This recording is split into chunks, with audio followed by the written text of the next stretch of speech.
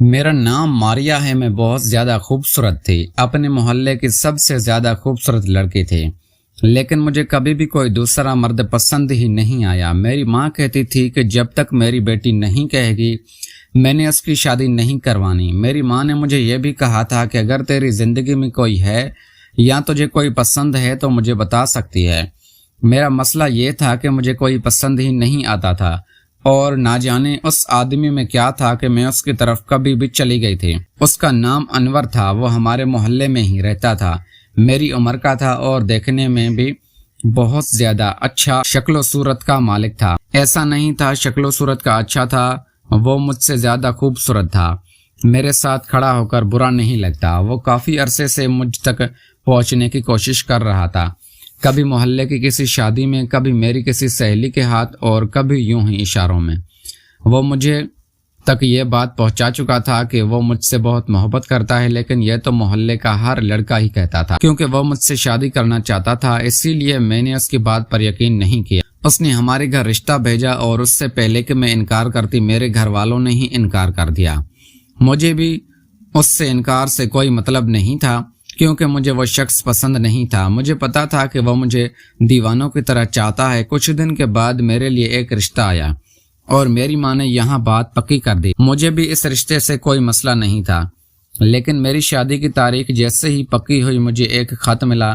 یہ خط انور نے میری ایک سہیلی کے ہاتھوں پہنچایا تھا۔ اس نے کہا کہ میں تم سے بہت محبت کرتا ہوں اور اپنی جان لینا چاہتا ہوں۔ اس نے یہ خط تمہارے لیے بھیجا ہے، یہ اس کا آخری خط ہے۔ میں حیران تو تھی، پر مجھے کوئی پرواہ نہیں تھی۔ اگر میری وجہ سے کوئی مرتا ہے تو مر جائے، میں کیا کروں؟ اس نے کہا کہ وہ آخری دفعہ پڑھ لو تو مہربانی ہوگی۔ میں نے وہ خط پڑھ لیا، اور جب ایسے کمرے میں جا کے پڑھا میری آنکھوں سے آنسو آ گئے، کیونکہ اس خط کو پڑھ کر مجھے اس بات کا اندازہ ہو گیا کہ یہ شخص تو واقعی مجھ سے بہت محبت کرتا ہے۔ میں نے فوراً پیغام پہنچایا کہ وہ اپنی جان نہیں لے۔ میری شادی میں 1 مہینہ تھا، اور اسی 1 مہینے کے اندر مجھے انور سے محبت ہو گئی، اور ہم لوگ ایک دوسرے کے دیوانے ہو گئے۔ ہم نے سوچ لیا تھا کہ ہم ایک دوسرے سے شادی کریں گے۔ پھر میں نے بھی کر دیا تھا کہ میں اس رشتے سے انکار کر دوں گے۔ جب میں نے یہ بات اپنے ماں باپ سے کہی تو میری ماں نے تھوڑا سا غصہ کیا، لیکن میں نے انہیں یاد دلایا کہ آپ تو مجھے کہتی تھی کہ آپ میری شادی اس شخص سے کروائیں گے جس سے میری مرضی ہوگی، اور یہ شخص تو میری مرضی سے مجھ سے محبت کرتا ہے۔ میری ماں کو اسی بات کا مسئلہ تھا کہ یہ لوگ بالکل بھی اچھے نہیں تھے۔ ان کی جوائنٹ فیملی تھی، زیادہ امیر بھی نہیں تھے، اسی لیے میری ماں نے انکار کیا تھا۔ لیکن جب ان کو یہ پتہ چل گیا کہ میں خود یہاں شادی کرنا چاہتی ہوں تو وہ کیا کر سکتے تھے؟ کسی طرح معاملہ سنبھال لیا۔ میرے والد سے طرح کا معاملہ دنیا میں نہیں، میرے ماما کا کاروبار سنبھالتے تھے۔ میری ماں نے مجھے ماں اور باپ دونوں بن کے پالا تھا۔ میں نے ان کو صرف اتنا کہا کہ میری شادی یہاں پر کرو اور یہاں پر میری خوشی ہے، تو انہوں نے کہا کہ اگر تمہاری خوشی ہے تو میں کچھ نہیں کر سکتی۔ انہوں نے میری شادی کروا دی۔ جب میری شادی انور سے ہوئی تو یہ میری زندگی کا سب سے خوبصورت، وہ واقعی مجھ سے بہت محبت کرتا تھا۔ وہ کہتا تھا کہ تم سے اتنی محبت کرتا ہوں کہ اگر میں مر بھی جاؤں اور مجھے تم آواز دو تو میں موت کے منہ سے بھی واپس آ جاؤں گا۔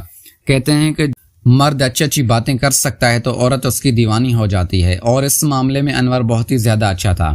اس سے محبت بھری باتیں کرنی آتی تھی۔ اس گھر میں میری نند بھی تھی جس کا نام عائشہ تھا۔ یہ بہت ہی زیادہ عجیب طرح کی لڑکی تھی۔ اس سے بس ہمیشہ شادی اور کپڑے جوتوں کی باتیں کرنے کا شوق تھا۔ یہ مجھ سے الٹے سیدھے سوال بھی پوچھا کرتی تھی۔ مجھے پہلے پتہ چل گیا تھا کہ یہ کس قسم کی لڑکی ہے، اسی لیے مجھے بھی اس کو ہینڈل کرنا آتا تھا۔ اس نے پورے گھر کو سر پر اٹھایا ہوا تھا۔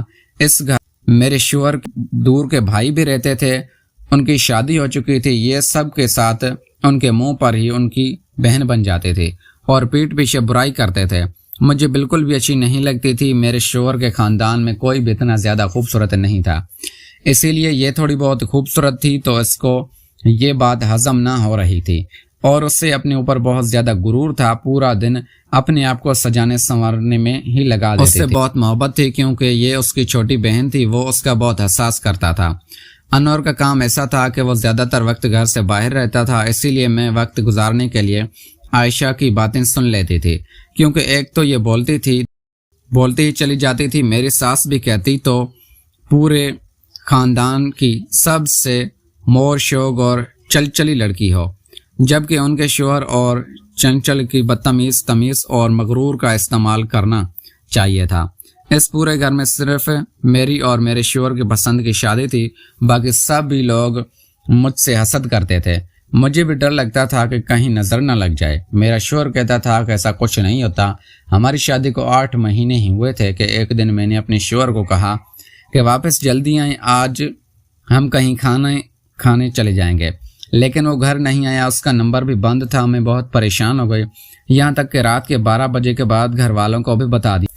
وہ بھی پریشان ہو گئے۔ اس کے دونوں بھائی اسے تلاش کرنا شروع ہو گئے۔ پولیس میں رپورٹ بھی کروا دی اور تھوڑی دیر بعد پتہ چلا میرا شوہر اس دنیا سے جا چکا ہے، کیونکہ اس کا ایکسیڈنٹ ہو گیا تھا۔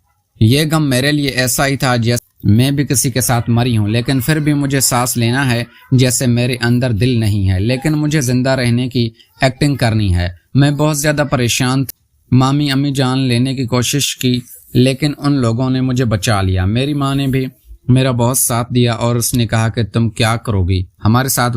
پیارے دوستو، اگر آپ کو یہ ہماری کہانی پسند آئی ہے تو اس ویڈیو کو لائک کر کے چینل کو لازمی سبسکرائب کریں۔ ملتے ہیں اگلی ویڈیو میں۔ Thanks for watching.